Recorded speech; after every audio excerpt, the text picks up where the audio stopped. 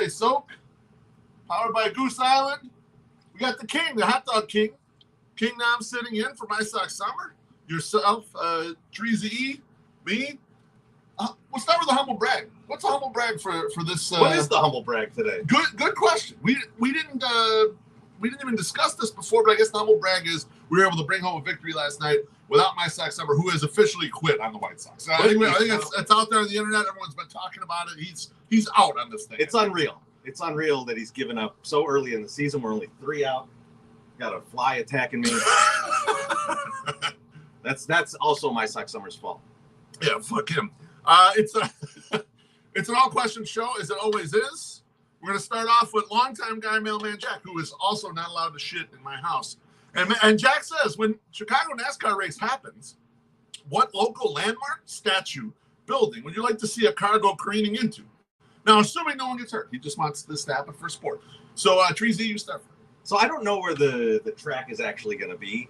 And so I don't know how far north it's going to go. But I was thinking it would be awesome if it went into the zoo. So if it drove into the zoo, maybe let a few animals out. Not the really dangerous animals, but a few animals get out onto the street, running around Lakeshore Drive. Could be fun. How about you, King? Now? I'd probably go the Ferris wheel, Navy Pier. Knock it down, maybe create some sort of big explosion. Maybe on I don't know if they got fireworks going that night, and just mass chaos at Navy Pier. I love it. I would love if the wheel just went off into Lake Michigan. It's rolling out. It's rolling, and then it goes in and kind of rolls into the lake. I totally see that.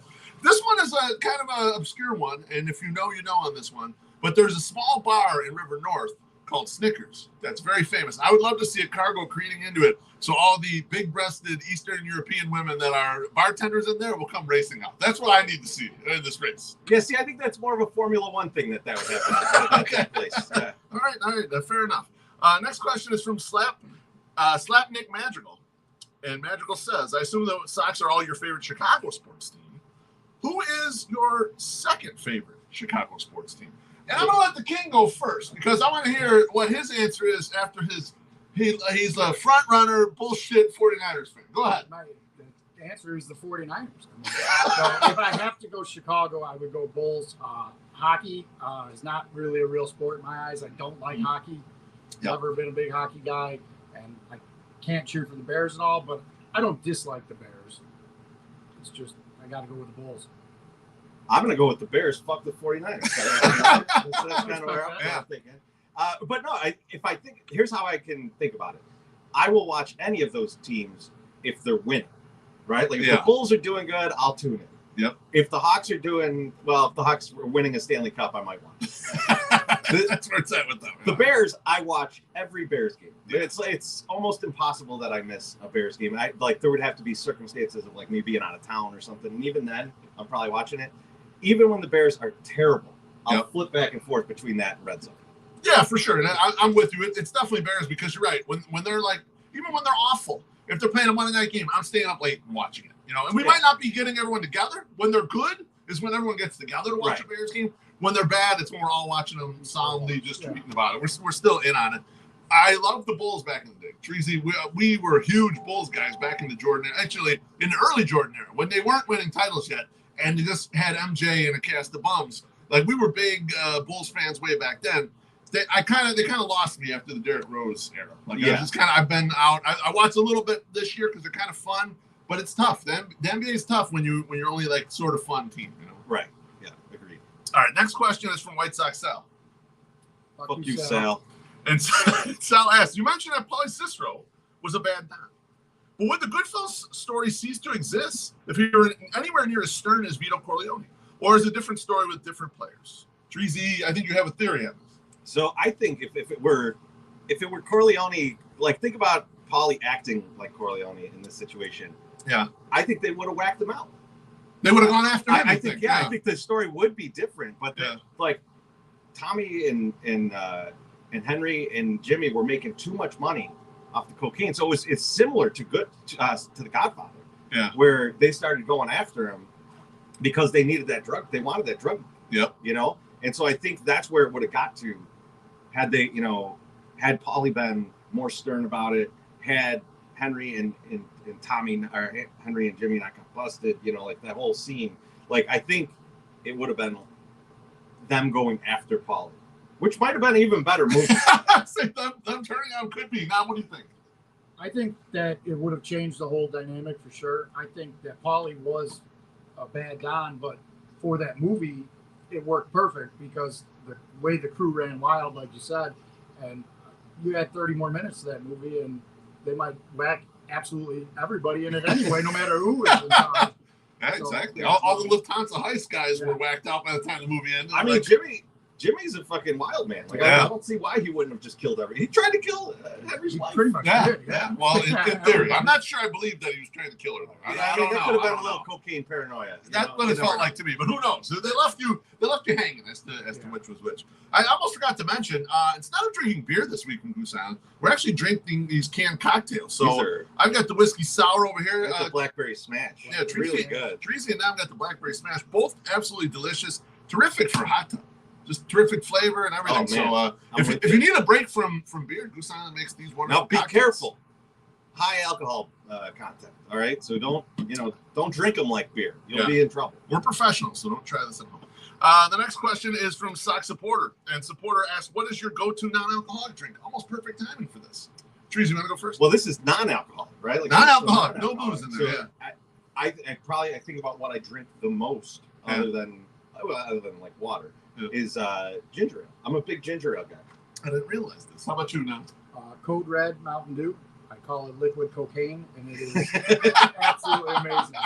It's just that first, especially the first sip. It's it wires you up right away. I love it. It gets you flowing. And yeah, I kind of lied there because obviously I'm not thinking of my favorite drug of choice, which is coffee. So I drink a shitload of coffee. That was going to be my answer. That's why I drink ginger ale.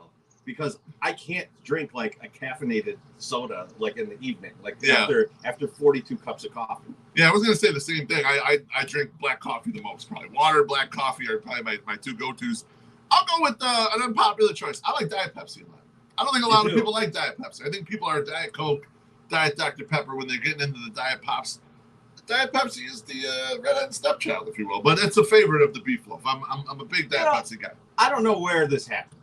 But you used to be a big Diet Right guy. What happened to that beef? You know what? I get way too gassy. Back when I was the orchestrator of the Ass Symphony. You remember those days, right? I could fart the entire alphabet. I could fart the national anthem. Whatever I needed to do. Those were the Diet Right days. I'm built different now. I don't really want to. I don't want to push my instrument that hard anymore, like I used to. Well, I mean, maybe we'll do one show. Maybe I'll trade up. We'll do one show. I can't do this on the right. Back in the day, I did it for everyone's entertainment. This shit, I cannot bring it back. The prolapse soap. That can't wait. It's too risky at this age to try all those maneuvers. I'm sorry. Maybe I'm not giving enough. Maybe it's fine. Okay. It's fine. Treasy, maybe when I get to 10,000 followers on Twitter, we'll entertain some thoughts. There we go. Okay. All right. Next question is from Barry Bag of Donuts. And a longtime guy, Barry asks, do you think Steve Stone's finally starting to get as frustrated as the rest of us with this team? Nam, what do you think? I think yes. And it's for a different reason, though. The enjoy the ride was when contract negotiations for Stone were going good. And now they're kind of taking a turn, and he might not be back next year. So he's saying, fuck these guys. I think yesterday he said they play like a Little League team. So that's a big difference from enjoy the ride. Yeah. Once that money stops flowing, it's a lot harder to enjoy the ride. It makes it as enjoyable as it is for us, like Barry's saying, right? When you're not getting paid, we're not going to get paid for it. Well, fuck it then. I'm not enjoying the shit as much. All right, the next question is from CMCD. And CD asked, why is the entire team failing with the long ball this season? This is a question that we've all been asking. And I saw a column from our guy Josh Nelson today talking about the home road splits for some of the hitters. And Jose Abreu is a world beater on the road, and he's below average at home. And it's wild. What do you think, Treasy? Why aren't we hitting home runs? I think it has to do with we put a lot of guys in the lineup that can't hit. And you also removed any kind of role players from guys that could hit home runs to guys that are more defense first, right? Because you were so worried about your shitty defense, right? Yeah. And you signed guys like Cameron Graveman, who's going to throw a lot of ground balls. You had Aaron Bummer, who's going to throw a lot of ground balls. So you tried to get a better defense. Those role players can't hit home runs. So you've taken that part out. And then your other hitters are pressing more because there's no one in this lineup that's hitting well. Right. You know, Jose and but at home he struggled. Jose and Vaughn are hitting well, but they're not hitting home runs. Right. Like so, and everyone's slow as fuck on this team. So these guys are pressing to hit home runs, and they're grounding the ball into the dirt. It's a self-fulfilling prophecy when you go up there trying to hit a home run that you're probably not going to. Right. Now, what do you think? Yeah, I'm not sure of the answer for like the big boppers and all that. I mean, consistency with some injuries and all that. But I saw the stat today. I forget who posted it and said like Jake Berger is second or third in home runs since like June or something, and he hasn't been on the team since July 5th. I think it said. Yeah. That's, I mean, terrible. The ball should bounce far out of the park here in the summer. And it's not. Yeah, it's surprising. I kind of wonder, Trees, this is just me brainstorming out there. I wonder if teams are a little more conscious in our ballpark, because it's a great ballpark to hit home runs, that executing a game plan in which they stay away from our hitters is kind of what they're able to do. And they're able to execute it because we have a lot of high contact guys. So the guys do put the ball in play a lot. They're not as patient, and you can work that against us. Right. And maybe they're less cognizant of that on the road because, you know, in some other ballparks, well, it's a little more spacious. We won't worry about it as much. And maybe they're more hyper-focused on, okay, we want these guys to put the ball in play, but we want to keep the ball away from them, not let them pull the ball out of the ballpark. I'm not sure. It could just be like some weird variance bullshit. I don't know, but it is frustrating as hell. It would be interesting to see where Jose Abreu is hitting the best, right? Like it's one of the dimensions of those parks. Right. And then I think that would kind of support exactly what you're saying. Might lead down the path to see if that's the case. Next question is from Yad-Dog. And Yad-Dog asks, how come when Alex Rude mentioned my Sox Math video, you were like, yeah, it was good. I got to give him credit. But your eyes were like, fuck that guy. You know what? I'll just say it, Yad-Dog. You disappointed me since the 108 tourney. When I put you in as a 2 seed, you got beat by a 15 seed. Also, I just don't get your bit, man. You're like that indie band that everyone, a bunch of your friends love. And it's like, you know what it is, Tracy? It's Sleater Kinney. I listen to Sleater Kinney. I'm like, okay, that's pretty good.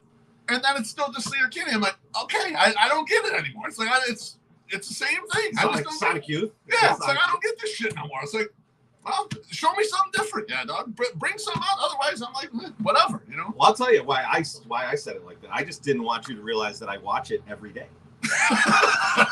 And you have printed out every scene of the video and put it up on the wall. Yeah, it's like a storyboard in my house. All right, the next question is from Queen Nam. She's actually just on screen. I should make her come on here and ask herself, but we don't do that on Sunday Soak. She says, you're taking quite the risk inviting the King to the Soak this week. Why? Why are we? Well, I'll tell you from our perspective, and then you can fill the audience in on why this might be risk. But the reason why is because he's the best at this. If my Sox Summer can't be here, I want this man in here because he's got great answers and takes on things, and that's just perfect for this format. What do you think, Treat? Yeah, he's new Sox Summer. We've said it before. Yeah. He didn't quit on the team. My Sox Summer did. Also, if there were to be an incident, that's viral video right there. There's baby. No question. Viral video. I'm not worried about that. No. The water is crystal clear right now. Absolutely. I'm not sure what her problem is, but I'm fine. It is locked tight. The door is locked tight right now. We are good to go, baby. I mean, you at home don't get to see all the prep work, but Treasy and I had the duct tape out. We were duct taping that back door up just to make sure it's nice and solid for this. So don't worry. We'll get you unlocked afterwards. No problem. But everything's going good. The whole 4-year-old version. Exactly.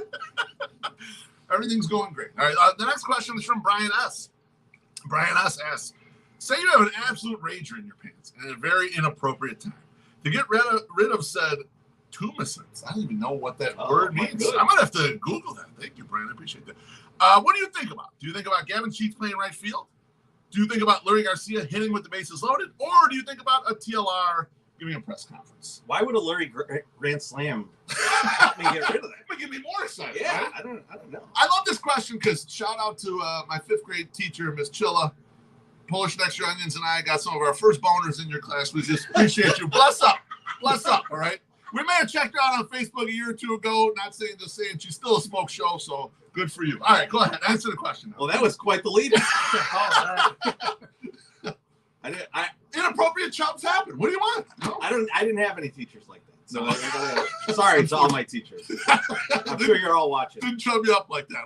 That's too bad for you. Mr. Jakowiak, though, you got a couple in your class there. I would have to go with Gavin Sheets playing right field because the Tony La Russa thing, he's just a handsome man. So like it's tough. It's tough to think that this is going to go away. Yeah. Gavin Sheets out there fumbling around. I mean, I would think I'd probably say Andrew Vaughn playing right field. Yeah. Actually, like the other day when he's like trying to look for the ball that's like right on his feet and he can't see it, and like Mr. Magoo. It was that was frustrating. That was weird and sad. Yeah. So that any of our right fielders this year, I would say that would do the trick. How about you now? I got to go with Lurie with the bases loaded. Tony giving a press conference, I'm fine. Like, not a big deal.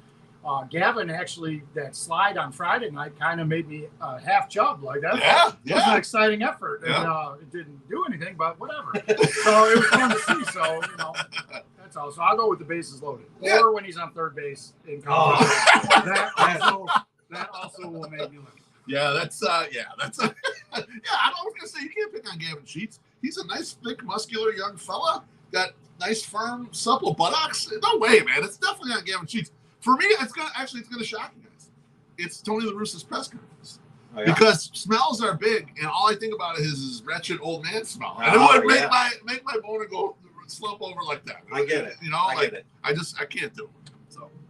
All right, thanks for that question. The next question is from Sockside Pride. Sockside Pride asks, fuck, marry, kill. This is a tough one. Pierogi, ravioli, or pot stickers? I'm going to let the king go first on this one. Fuck, marry, kill, pierogi, ravioli, pot stickers. You got to kill the pot stickers right away. Wow. And then big take. I'm going to marry ravioli. And if there's a good plate of pierogies and I come home and it's just sitting on the table, I'd look at that and I'd think, I want to fuck that. So I'm going right in. I'm going balls deep on the pierogies. And we're good with that. Yeah, no, that's Treasy. I think I'm gonna fuck the pierogies too.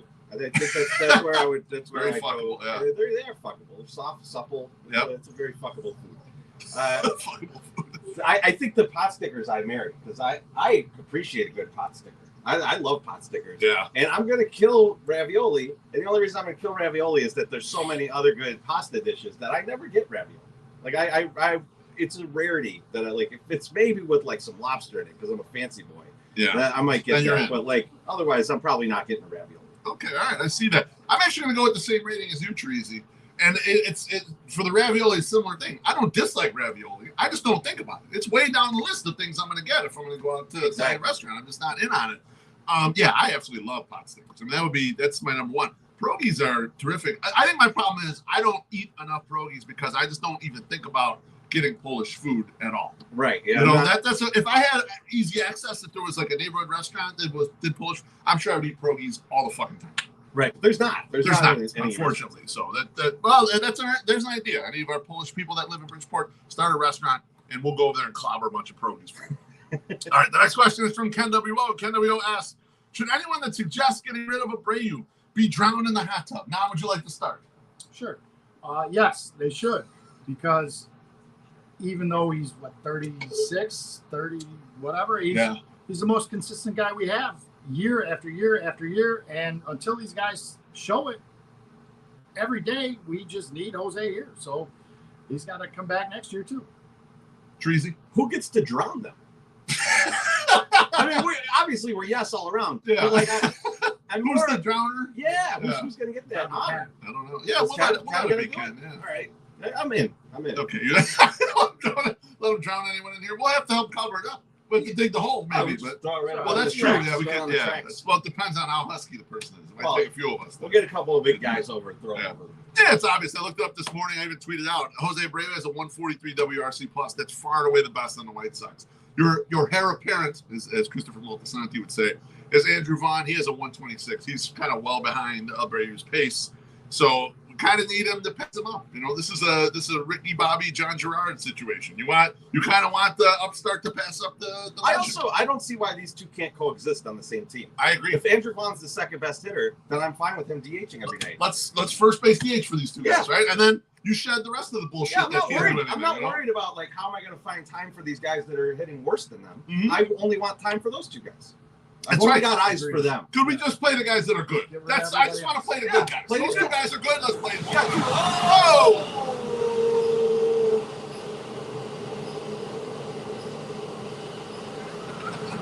That went longer than I thought. Damn. That was a big one. It went deep. That was deep. Next question is from Soxwood. Longtime guy. Saw Soxwood last night. What do you think he's still freaked out by Soxwood's stash? She's been push broom. Yeah, she's been anti-Soxwood ever since the stash. Was a big fan before him, but you know what I like about Bonita Sticky though? She says it right to his face. She just tells him she doesn't like it. You look like a creep. I don't like this. You look creepy. And he loves it. Yeah. All right. This question is: this is the year 21-23. From the 108 has been 108 for 108 years. Now, and they still love their Amazon Prime White Sox. That'd be the owner. Tied me up a little bit, and their bionic Tesla livers that have kept them going strong. GM Drake LaRoche wants to commission a memorial in the park to celebrate this fact. What is it and where? So where would the 108 memorial be? So the 108 memorial has to be, it needs to be near the 108. And we actually talked about this a little bit yesterday, and I said I wasn't going to use this answer. Yeah, but now I thought about it, and I love this answer so much. So what we're going to do is we're going to get a statue made of My Sox Summer puking outside of the Minnesota North Loop Galley. Yeah, right outside North Loop Galley. So we're going to get that, but it's going to be right at the top of where the Goose. Oh, I was trying to get it close. I almost got out of your hand. It's going to be right on top of where the Goose River, like the water goes down. Yeah, and the water's going to come out of his mouth into the fountain, and this goes straight down and that's going to be the new monument for the 108. Right in the 108, perfectly placed, perfect My Sox Summer moment. I love it. What do you think, man? So I'm spreading you guys out. We're going to go. I like this. Beef is going to get the honor of the right field foul pole. There's going to be a statue. He will be the foul pole. He'll be the left field foul pole. Okay. And we're going to put My Sox Summer's big, stupid face right on the batter's eye in center field. Yes. They'll say, hit it here, win season tickets. And we're just going to have all our guys. That's when the long ball is going to return and everybody's going to be just peppering his fucking ugly face. I love it. I hope he's watching. There's no way he's watching. So do I. He never ingests any of our content. That's true. He never rewatches anything. My thought was, Treasy, I was thinking a lot about the video that we filmed. We were downstairs in my basement. I forget what we were talking. Maybe we were doing a podcast. And Josh Nelson had brought the lightsaber over, and My Sox Summer was doing a little lightsaber video. I was thinking foul pole too. It would be My Sox Summer holding the foul pole as the lightsaber, and us like sitting around like laughing. Like I thought that would be nice, right? Kind of right there. I almost think we should be in the field of play. They should carve the wall out so that our statues are out there and the ball could hit us and be a live ball. Like I would like us to be part of what's going on in the field. Well, does it have to be a statue? Could it be? And this is 100 years from now. Could be a hologram. Yeah, it could be some kind of hologram. Yeah, absolutely. I love it. All right, next question is from Gordo, and Gordo gave us another fuck, marry, kill. Fuck, marry, kill. TLR, Ethan Katz, Frank Manachino. Nam, I'd love for you to start. All right, I'm killing Frank Manachino. Saw him at the Mall of America on the 108 road trip, and he's a little scary, man. And I don't think I want to live with that or fuck that. Ethan Katz seems like he's gentle and kind. I'm going to marry Ethan Katz. Yeah. And even though you say Tony's got the old man stench, yeah, give him the bottle of red wine and a Viagra, and he's going to be up all night, and I'm going to fuck the shit out of him. I love it. Treasy, any thoughts? I'm going to kill TLR. Okay. Mainly because he's old enough It feels like a mercy killing at this point. Jesus. I'm gonna fuck Marquino because even especially after your description, You're in trouble. you know, well, maybe chokes me out a little bit. Welcome fun. I mean, like fucking a pro wrestler. And then I'm gonna marry Ethan Katz only because when I look at Ethan Katz, I think this is the kind of guy that could get me a dinner with Rick Giolito. And that's really what I'm aiming for. That's right. I want to hang out with the Giolito, right? Not Lucas. No. I love Lucas. Yeah, but I don't want to hang out with him. We're closer to Rick's age than Lucas is. All right? That's right. I want to party with Rick. I agree with that 100%. I mean, I thought Nam's answer was perfect. That is exactly the direction I would go in it. I think we're marrying Ethan Katz a little too easily because we don't know as much about him. I think we're taking a little bit of a leap here. Marrying him, I think. So you think there's some skeletons in the closet? We don't know. We don't know enough about him. You know, that's so true. We got to be a little apprehensive. Marrying TLR would make more sense. We know all of his bad stuff. We know what he's been through, so that you kind of got a full view of that. That's also why I would just kill him. Because of all that. Exactly. All right, the next question is from Baloney. And Baloney says, in honor of MSS's HIPAA violation on the King here, what medical condition would you not want the 108 crew and fans to know about? I'll start. Initially, I thought it was something like ED, but that would be so hilarious. Like, if you had a limp dick and it became like this big thing, that would be the best bit ever. We would definitely get a sponsor to go along with that. 100%. That's pure cash flow. We're just hoping that happens. I mean, that's MSS, not us. Wouldn't be either one of us. So I don't know. I don't know. I mean, like, I'm not really embarrassed. I put a lot of stuff out there. I'm not too embarrassed of anything, really. So you know what it would be for me? What's that? And I think it would be the same for you. Yeah. Hair loss. I think if I started going bald, it's not really a medical condition, but if I started going bald, I would take whatever measures possible to get that shit back. I would wear a big ass Maury's wig on every podcast. You know what? According to my fucking wife, I already am bald. That bitch. She's always telling me how old I am. God damn it! She absolutely. She says is me, not what I said right there. What she says, she went inside and then this came out. She intimidates me about my hair all the time. You heard it. Good. I'm glad you heard that. I'm going to go hide after the show's over. What do you think? So you guys, I can tell you guys anything. I don't care. You guys locked it down. My Sox Summer, man, you got that lawsuit coming, revealing all my information. But no, I'm not easily embarrassed either, except your answer's perfect. I have a head the size of a water tower. When I go bald, I'm going to make sure I have the most ridiculous toupee on my head. There's no way I'm having no hair on my head. No way.